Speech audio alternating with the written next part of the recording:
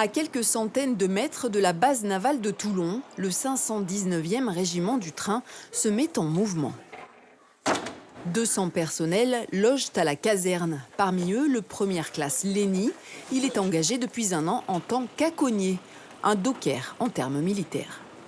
On est en première ligne pour charger les conteneurs sur les bateaux, sur les navires qui vont en mission.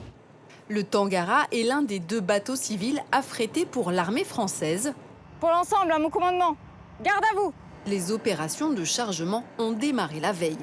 Aujourd'hui, donc, comme vous avez très bien avancé hier, il reste quasiment rien à terminer dans le garage. À bord, des camions militaires, des chariots, des véhicules blindés déjà positionnés par les aconniers. Sur les ponts, les groupes ont encore du travail. Le bateau peut stocker jusqu'à 3 étages de conteneurs par niveau.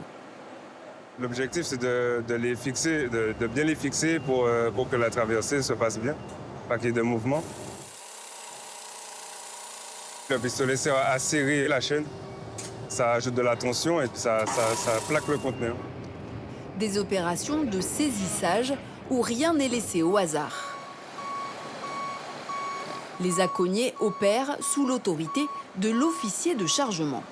En fait, je contrôle la sécurité. Je fais attention à ce qu'il n'y a pas des personnels à moi qui se mettent en danger. Et en même temps, je contrôle qu'ils mettent les conteneurs dans le bon ordre, que je respecte le plan de chargement. Près de 300 containers sont placés selon la dangerosité de ce qu'ils transportent et selon leur ordre de livraison. Le plan de chargement est mis en œuvre par les aconniers. Chaque caisson pèse 2 tonnes minimum. Ça demande quand même des qualités physiques, mais c'est beaucoup de concentration surtout.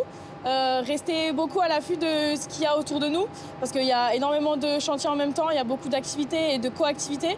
Donc c'est vrai qu'il faut rester à l'affût quand même pour éviter toute situation dangereuse. Attention à toi, recule.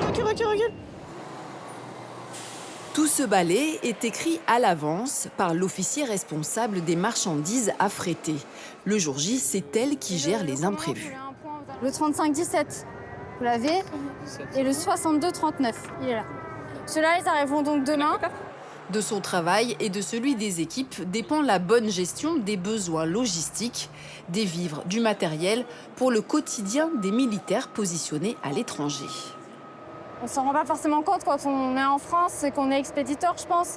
Mais nous, on voit toutes les escales, on voit les conditions de vie qu'ils ont là-bas. Et puis, on leur apporte des choses parfois toutes bêtes comme de l'eau. Mais en fait, dans certaines escales, c'est essentiel. Des grues, des chariots de levage, le navire multi-accès est aménagé spécialement pour l'armée. La particularité du 519, c'est qu'il peut gérer en autonome normalement toute une opération de chargement et de déchargement avec ses propres moyens et avec les moyens qui sont à l'intérieur du navire, quel que soit l'endroit où il sera accosté. Chaque année, les navires affrétés au 519e régiment du train effectuent une dizaine de voyages et des escales dans toutes les mers du globe.